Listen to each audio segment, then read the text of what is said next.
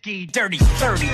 Man, I barely got my feet wet. Age slow, stay most. You could barely see it. The dad bought it. Rap God ain't even really peek it. Sneak a peek and see the taco meat that's creeping out the V-neck. Genius, Lieutenant Dan with the method man can fabric and jet me. I practiced 10,000 hours so my talent could meet my hard work. I farm words out of my dreams and harvest my reality. Finally, I could eat. I was sad all my friends were married except me. Then I sold the Maxim model on back of my jet.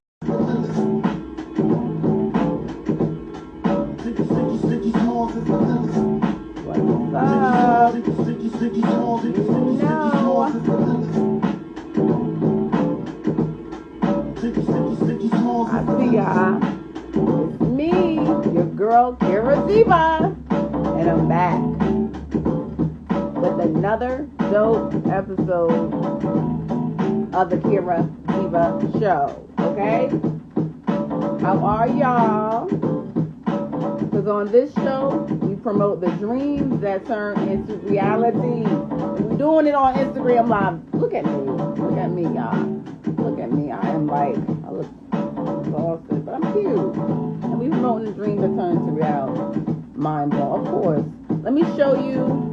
We have a special guest tonight, MC Bravado. He'll be joining my live very soon.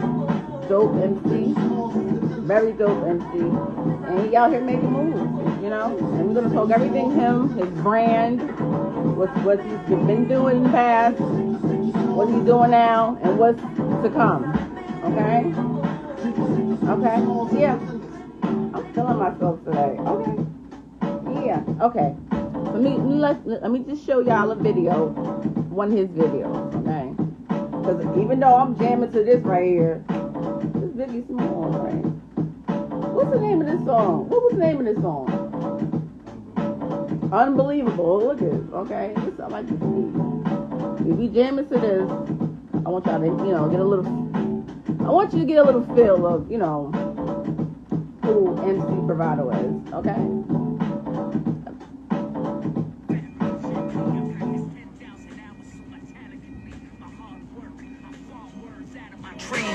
Harvest my reality, finally I could eat. I was sad all my friends were married except me. Then I sold the Maxim model on back of my jet ski, dirty 30. Man, I barely got my feet wet. Age slow, stay most. You could barely see it. The dad bought it. Rap God ain't even really peek it. Sneak a peek and see the taco meat that's creeping out the V-neck. Genius, Lieutenant Dan with the method man cassette. And now I'm panicking in Neverland. I'm taking out the trash for the everyman. Exchanging change for Dr. Pepper and Pepsi cans. Legend has it that fat, ass your better half. Stone cold stun you directly in the plexiglass. Dirty, dirty, dirty, 30, 50 ground. Dirty, dirty, dirty, 30, 50 ground. Dirty, dirty, dirty, 30, 50 ground. Dirty, 30, 30 ground. Dirty, 30, 30 ground. Dirty, dirty, dirty, 30, 50 ground. Dirty, dirty, dirty, 30, 50 ground. I'm panicking in Neverland.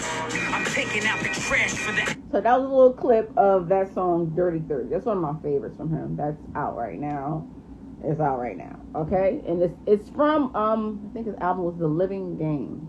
So if you want to check out that album, it's out. Dope song, dope video.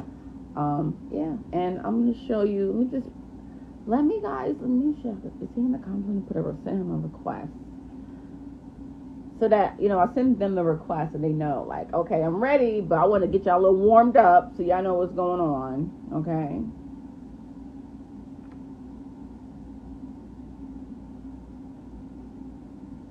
Talk. We're going to talk. Let me show you another video. Maybe I can, I'm going to wait. Here he comes. Okay, yeah. In the meantime, let me show you the flyer again. That is who will be joining my live soon. Okay, I'm just waiting for him to join. If he is not ready, we will still play his music until he joins, because I had to him a different time anyway. I'm jumping my gun. Okay, so I'm going to just play another.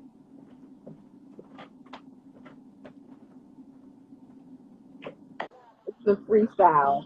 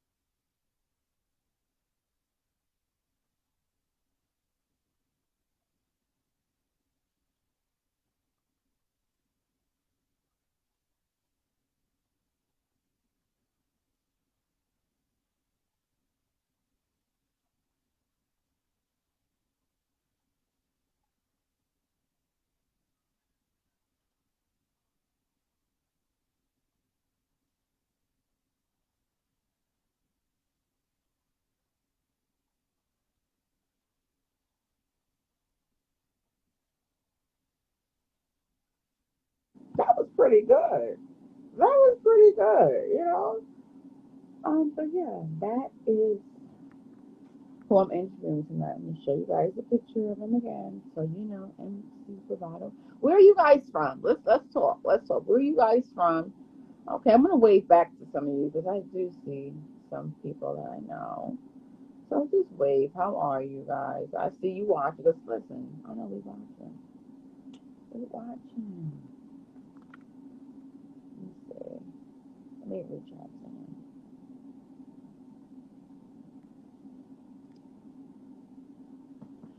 But in the meantime, let me play some music. Hey, yeah. Try to tell me that I can't lose, but losing you ain't a feeling I can stay loose. Been partying in Vegas and in Cancun, still wonder if I'm gazing at the same moon. Gotta find baby mama, but she ain't you. Okay. She a fraud, same time she a fake news. Now the IG model with the fake boobs, fake views, fake likes, fake news. Oh my goodness, Hey. you made it. Look, I'm over here jamming. What's up? How are you? Good. How are you? I'm great. So you're great? You're all right? You're all right? Yeah, I'm good. I'm good. You know, I'm working. I'm tired. Listen, I know, I understand. I just want to, get right into it then. Sure. Right. So now you're from White Plains, correct? But I was born there. I didn't Okay. grow up there. I grew up more like Orange County. Okay. Yeah, like I don't know if you're familiar with like Warwick, Middletown, like all the way up to Newburgh, kind of. Mm-hmm. Yeah. And then I went to school in Maryland and moved to Baltimore. Okay. And became a teacher, a high school English teacher in Baltimore for a number of years. Okay. Yeah, and that So- kind of took me. Go ahead. Okay, so what happened from there to Salisbury? So I was in a group, like a rap group called the Cypher Junkies. Okay. I did that for a bunch of years. Like I made music the whole time, but like I don't think I got serious enough until after I finished at Salisbury. I feel like when I got to Baltimore and was teaching and all that, like I fell into the music harder, and eventually things elevated, and I couldn't like continue to teach and continue to do the music. So Right. I, took off. Now, was teaching a passion of yours, or that's something that you just, learned along the years? No, I loved it. Okay. And the fact that I love it is part of the reason that I couldn't, like, I felt guilty if I were like half-assing it for the kids, especially in like Baltimore City, like they need somebody who's going to like give 110%. So when I felt that I couldn't do that anymore, it was time for me to go. So 2018 or so, I jumped on Vans Warped Tour for the summer, and that was the beginning, for me, and been fortunate to keep doing it even through the pandemic, through all that. So Exactly. I feel lucky. Absolutely. And I'm sure hard work put you there, for sure. Thank you. I want to talk about your journey from your mixtape Quality Over Quantity. Oh my God. That is the back. Iliad. That is back there. Yeah. So I want to talk about that because that was like a 28 song mixtape, correct? So from moving forward to that, let's talk about your journey from that to your second album, the Iliad. What was that The Iliad was like my first official like all original full length album. Yeah. Quality Over Quantity was something I did. I must have been 19, something like that. So the beats weren't. They weren't mine, and we were mixing it on like a 12-track, ourselves. Like they weren't real mixes, and then just ripping the CDs and selling them like wherever I went. Lit that like out the trunk type thing. Wherever I was, I had CDs kind of thing.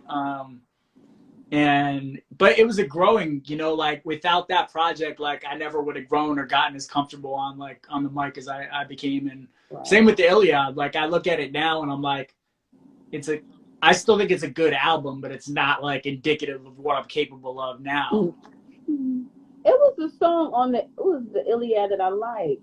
One moment, I'm gonna play it. It was, what was it, the Bad Girl one? Oh my God. That shit is so foul. Oh, you shallow. What was? Because I wanted to just get in here because you was in your feelings. So. I was pissed at somebody. I forget who I was even mad at when I did that. Oh, okay. So you, all right. So you were on your. So it was about someone. It might have been about a few people. Oh. Let them hear it. Would you call this you acting, or this is, you know, a body of work for you? What is this? This is me when I was younger and was just angry about shit. Yeah. Okay. Do you consider yourself like an all-around MC? You know, considering, you know, how the, you know, with the way the rap game is going now, as far as in hip hop, do you consider yourself like one of the top notch, or do you consider yourself, you know, what do you feel about yourself in regards to? I mean, yeah, I think as a lyricist that I'm up there with anybody. I think that the Living Game album that I put out, you know, last summer, kind of proves that. I mean, there's a record with Joel Ortiz on there that like kind of proves that. I mean, there's a record with Joel Ortiz on there that like Kobe record. He's one of my heroes, and I felt like when I listened to that record and I sound like I belong there, I was like, I'm on to something, you know. So yeah, I'm confident in, you know, myself to that degree, and I got some stuff up my sleeve that people aren't going to expect coming to. But I want to speak in reference to you making executive, you know, moves, like, you know, having your label necklace labeled that, so you're like an executive as well. Is that correct? Yeah, me and my partner, Brandon Lackey, shout out to Brandon. He owns Lineup Room Studio here in Baltimore, and Lineup Room does a ton of stuff for the community and for other artists. When I got back from tour, basically, I told him, I was like, I can't afford to like do this on my own. Like, I can't pay for mixing and mastering and recording. And he was right there with me. He agreed and was like, you know, let's try to tackle this together. So we started the label with that Living Game project, and we're still building our infrastructure and putting things where they need to be and people where they need to be. You know, like any other entrepreneur, you know, a lot of work, 12, 14-hour days every day, and being realistic about that. And I'm not there yet. I'm far from there. But when people ask me like for keys and stuff, like I tell them, and I'm like, the keys for me might not work for you, but at the same time, like consistency is everything. Like literally the only thing I think I do different than a lot of people is every single day I'm moving the needle. Like, I don't care if it might be a yard, it might be 20 yards, it might be a touchdown down the field, but like, I will tell you how I move the ball a yard every single day. Like I'm doing that, you know, and if every artist did that and stayed consistent and true to themselves, they'll get where they got to go. I believe that. I agree. Because through each, you know, time you see growth within yourself, but within what you're doing. So I do believe in that. Now I want to talk about this Dirty 30 video. It was in reference to Fight Club, correct? Yeah. So, you know, let's talk about the director, the actor, Jesse, I think O'Neill was in there. Jesse O'Neill, yeah. Shout out to Jesse. I grew up with Jesse, you know, like Warwick area. He was a big fan of my group, the Cypher Junkies, and he kind of was part of my inspiration for chasing my dream, because like years ago, he decided he was going to go all in with pursuing acting, you know, and he got work, you know, he's a working actor. He was in like Godzilla, King of the Monsters. He was in Watchmen on HBO. He was in like Ted 2. He's got a bunch more coming, but basically we were home at the same time and we always wanted to do a video together. And Nick Palmer, the director, wanted to work, and this concept kind of got put together. He's a big fan of, the director is a big fan of David Fincher, the director of Fight Club. And the video came together, all hands on deck, you know? Really dope video. Thank you. Like, so I'm looking for a sequel. Is there going to be like a part 2 or no? I don't know. I wouldn't be surprised. I can say that the next video that we have coming is might ruffle some feathers, like might make a few people not love me, which I'm okay with, because I think that's you know, that's what viral shit is made of. So this next one, Nick Palmer, same director, you know, yeah, he's a freak. he's unbelievable. Yeah. But we took a road trip down to Florida, and shot this other one, and I'm excited to share that. A couple weeks. Okay. How important was Chuck D to your career? So that's a recent development as far as like him playing the records and things like that. Okay. Obviously Public Enemy was a huge, you know, I was a big fan when I was a kid, and just that sound of like, I think part of what drew me to hip hop as a teenager that got in my own trouble was like that rebellion that I heard in the music, you know, like that pushback against the establishment, and Public Enemy is as vital to that as anybody. And Chuck D also, like all those guys, there's also like a live and a rock like sensibility to what they do. And a lot of my shows, shout out to my band, the 9-5, but like a lot of the shows I did here in Baltimore with a 6-piece band. So there's some like musical elements in common, but I also just, you know, respect the hell out of him as a lyricist and a pioneer. So the fact that he likes my music is like, you know, I told my dad, because one of my favorite movies and one of my dad's favorite movies is He Got Game, and that was Public Enemy was responsible for the lead single on that soundtrack, and I had to explain to him that guy from that song is playing my music now, you know. And it's we watched that movie when I was in 6th grade or something, so it's like, you know, I don't know, it blows my mind, honestly. Pretty good. So you're in a fraternity, or you were in a fraternity? I was. Okay. I mean, I guess I am, like, it's the kind of thing, if you're in it, you're in it, you know, for good. I'm an alumni, I guess you could say. I'm an alumni. Oh, okay. But yeah, I was vice president of my fraternity at Salisbury, and SAE is the name of the fraternity. It's a national fraternity. A lot of those guys are still my friends today. I'm definitely not the same guy that I was when I was active in the fraternity, but I'm proud of it for sure. Okay, I'm gonna play this song. It was with Angela Faith, 4 a.m. Angela's amazing. Yes, the voice. Oh man, that's another Iliad record. Yeah, that's not cool. You're saying that the space with our relationship just needs a test. That wasn't it, you guys. This is the one. This is the remix. No. Yeah, this is the remix. Yeah. Try to tell me that I can't lose, but losing you ain't feeling like a stay loose. Been partying in Vegas and in Cancun, still wonder if we're gazing at the same moon. Got a fine baby mama, but she ain't you. She a five same time, she the fake news. Now the IG model with the fake boobs, fake views, fake likes, fake news, ain't true. Started from the bottom, pay dues, but I can't move up without you. K2 wants the rain boost. Summer version. Really ain't you. And I'm the Beirut, the Beirut. On the road again, Baltimore, Beirut. You're home again, hoping that we're playing by the same rules, anything around since the day you. I'm on and off your way too. I'm awake at 4 a.m. I'm searching for the right thing to say. I don't want to wake you up, but my thoughts can escape you. Listen, you guys, I will be playing this. That is on the album, The Living Game. It's 4 a.m. I like this song. This is a great club song, techno. I feel like you're versatile. So thank you. Really good. You put your all into this.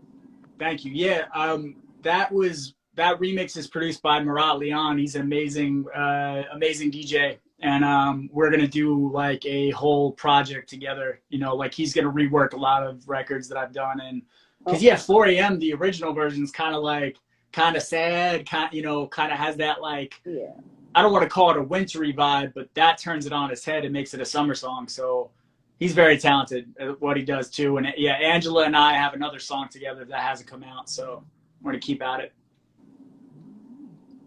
How important was Fuji's The Score song to you?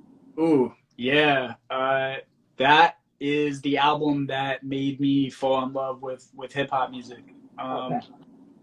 I heard it was like Killing Me Softly that I heard first. and just, I guess, like Lauryn Hill's verse, and then just the beat itself. Like I went crazy over it, and I showed it to my dad, and my dad was like, well, Roberta Flack did this first, and he played me the Roberta Flack version, but then he was like, I have to admit, I think this one's better, which was crazy coming from him to admit like something newer was better than his classic whatever. So I knew I was onto something with the Fugees, and they got me into everything else. It's actually, to me, like one of the biggest what ifs for me in hip hop is like if they stayed together, you know, like I feel like they were up there with any group, you know. That is true, because they had both hip hop, you know, guys, and then Lauren, her beautiful voice, so it's very melodic. It works well. Yeah. Mm-hmm. Do you give back to your community, to the youth within your you know, back in Baltimore where you were working? Yeah, I work with a nonprofit called Beats Not Bullets. We do a Saturday a month. It's a hands-on like music production program, and we've got an amazing group of kids. This cohort, they come to Lineup Room Studio, and they get to make music, and we give them the game that we got. We bring in guest speakers. It's Scout for Beats Not Bullets, because we're going to continue to grow exponentially. We're having a great cohort, but we're far from done. That is awesome. Look out. I still get to teach too, so I love that. I still get to teach in that program, so it's fun. You're doing a good thing here. You know, you're doing a good thing. What keeps you going with all of this? You know, what keeps you motivated to, you know, keep striving? I think you could see the Kobe thing on my wall, the Jordan. I got Nipsey on the wall too. I look at those faces every day and like what they did, and I just feel like I need to achieve a certain level of what I think is great. I've always felt like I was destined for something great, and it's that, I guess. And it's like, I know a lot of people will talk about hate and people who hate them driving them. I can say with like the utmost honesty that I'm so much more driven by the people that have believed in me and propelled me, because they tell their friends about me, and someday like that's going to be, they were there from day one. And if they're winning, I'm winning, and vice versa. If I'm winning, they're winning. So I'm motivated by my supporters, and I'm driven internally, like to no end, for sure. Wow. Okay. All right. I'm really impressed about how you're morale, because, you know, most people you talk to, they, you know, their minds is all over the place. But, you know, I'm really impressed. I'm proud of you. Thank you. I would say my biggest goal, I want to play SNL someday. Oh, okay. I want to play SNL. I feel like if I play SNL, that I've done like that would be my biggest thing, honestly, is like playing SNL. I've been a huge fan of the show forever, so I want to play that someday. I think that's like any artist that hits that watermark. It's like, you know, if you played SNL, you kind of done it, you know. So what's new for you within, you know, the next, you know, because everything's opening back up. I know you know, you performed before, I'm sure. You know, you toured. Are you going to be, you know, moving out, going around, or are you going to try to stay and finish out the year? I'm continuing to build like my content, and to, you know, everything today in so many ways is analytics. Like people who are booking these tours are looking at your numbers, like what numbers you have where, and all that. And I'm trying to make that sing to a point that the next tour situation that I go into is as lucrative as it can be. I've gone out on the road plenty of times and made nothing, lost money, even like the shows that were pretty like packed or whatever, like the business wasn't right. So I'm really focused on getting the music, the videos, the analytics stockpiled and where I want them and marketed right. And then using that leverage to book the kind of tour that I want to, you know, I want to book. So it might be a little while before I'm touring or hitting the festival circuit again or anything like that. But, you know, we're working our plan. Aside from touring, go ahead. Thing people should be thinking about. You're absolutely right.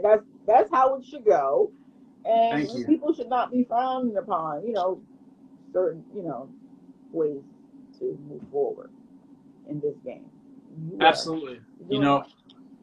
The content's big. Into eventually touring. I've got some we've got a sample free version of the album coming. Okay. Because we want to land more like licensing, like TV and movie placements with the music. Obviously, if you got a sample that you have issues clearing, like nobody wants to touch that. So we want to, hunker down on that kind of stuff, the sample free content. I've got like 2 other albums that I'm sitting on that are done in terms of recording, and 2 more videos coming that are also shot. The one I mentioned, I got one else that was also shot after that. So you got things, in the works. Okay. Yeah, always try to have a few in the chamber for what's next. You know what I mean? You have to. What made you become so business minded in regards to this? Because you have a talent. You are, a natural MC, a rhymer. Thank you. So, but you're so business minded in regards to it. It's like, what made you get to that point from the beginning? I guess I see a lot of super talented musicians who inspire me and who I think are great, but that run into these pitfalls by, and that don't know the business. That kind of showed me I have to know the business. People who came before me that maybe didn't go as far as they should have because of the business. And people always say business is one half of music business. And, and so many artists think just because they're talented that the sea is going to part, and the trumpets are going to blare and they're going to get their Grammy. And it's that's just not how it works. And beyond that, my own pitfalls, I've been doing this a long time. So it's the walls that I've run into myself, have taught me that I had to figure these things out, and that's why I do some PR. PR is a revenue stream for me, because people will come to me for counsel and will ask me X, Y, and Z or whatever. And I wish I could talk to people all day about and help them with their goals. The teacher in me does, but I was like, shit, I got to work on my own music. And every minute I'm talking to somebody about their music is a minute I could be talking to my mom on the phone, who I don't get to talk to enough. So I'm if we're going to be having these half-hour things where I'm helping you shape your business, that's a consulting call, monetize that. I became my own publicist. People are how'd you do that? I'm I could do it for you, for X amount. Right. Gotta charge, because anytime I'm spending on that, I'm not spending on my music, That's so real. Yeah, I don't know. I guess it naturally progressed over time, but I see a lot of great artists that should be further along, but a lack of understanding of the business holds them back. And do you think, it's an illusion in regard to the fame that, people consider? So how do you mean with the fame? People consider fame the ultimate goal. Do you feel like that is an illusion, basically? Yeah, I think if you're in the arts for fame, you see a lot of that today, honestly, probably more than ever, where people are more cartoon characters and personalities than they are artists. Right. That next video I told you about, might be who I'm talking to in the next video. Yeah, you shouldn't be driven by fame. Fame is fickle. Okay. People who love you for being famous don't love you. They just don't. They don't. I mean, maybe you have some real fans that do, but there are people that as soon as you're not that thing, that it person, they don't give a shit. So I'm not in it for fame. I'm not driven by fame whatsoever. I want to make a nice life for myself and for the people I care about. All right. That's real. Jay-Z, Biggie, or Nas? You gotta pick one. Jay-Z. Jay-Z's my favorite rapper ever. Wow, okay. Business too, right? Right, he knows the business. Nas does too, actually. But Jay-Z is known for that. So they're working together. So at this point, it's a beautiful thing. It's the best thing. That's what we need for hip hop. It's a hip hop thing. We need this. Yeah. Okay. One final question. I want this to be from your soul, your response.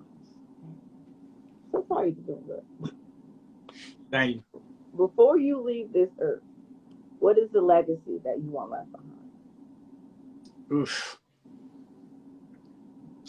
I would say like somebody that gave a shit about helping people, and educating and paying it forward, and also being known as like one of my favorite MCs is, like I said, Jay-Z, Lupe Fiasco, Aesop Rock's another one. I want to be known among that elite company of like the best writers, the best lyricists. Like I want people to look back and study that shit. I was a teacher. Like I want that in classrooms and in colleges and dissected like they dissect the great poets. Like I want my work in that regard.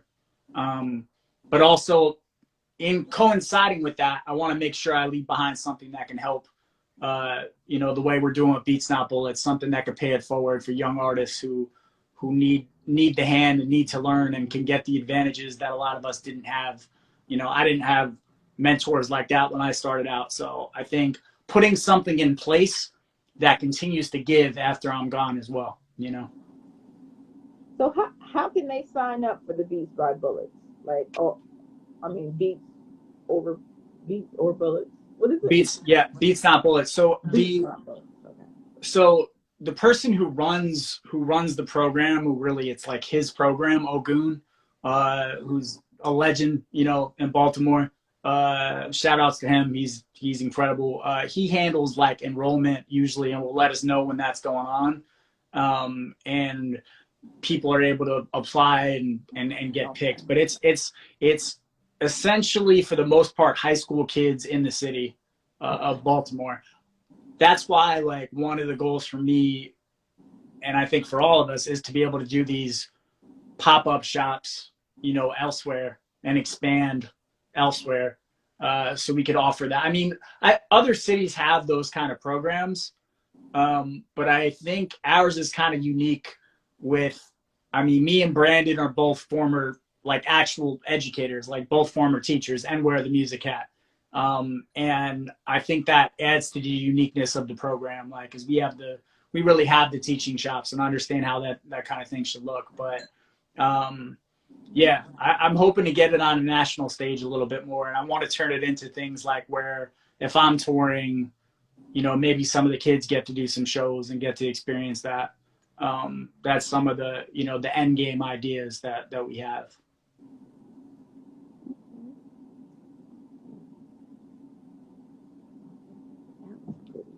I'm just amazed by that. Wow. So I see why you're tired. Okay. I'm sorry. All right. I won't hold you up. You're not. Listen, I'm not holding you up, but I'm proud of you.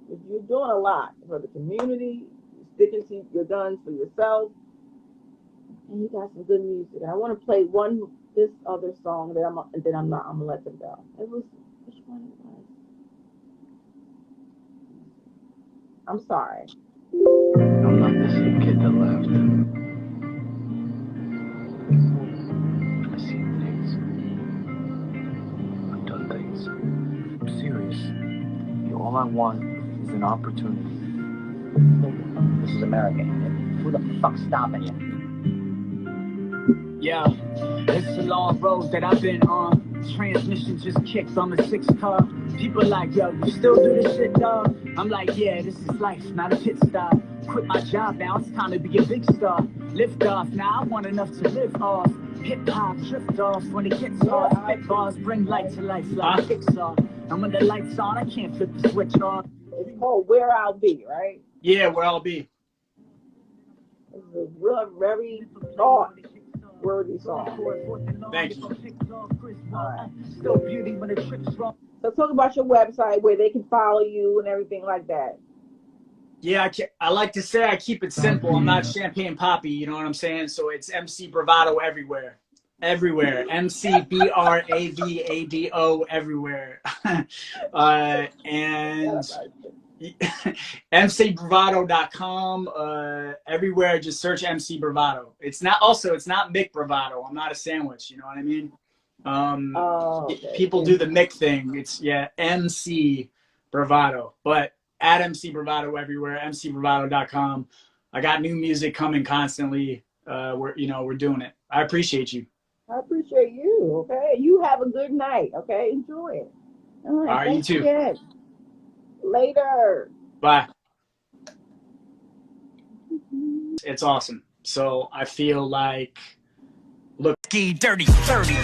Man, I barely got my feet wet. Age slow, stay low. You could barely see it. The dad butted rap god ain't even really peek at. Sneak a peek and see the taco meat that's creeping out the V-neck. Genius, Lieutenant Dan with the method man can fabricate gently. I practiced 10,000 hours so my talent could meet my hard work. I farm words out of my dreams and harvest my realities. Finally, I could eat. I was sad all my friends were married except me. Then I sold the Maximodel on back of my jet.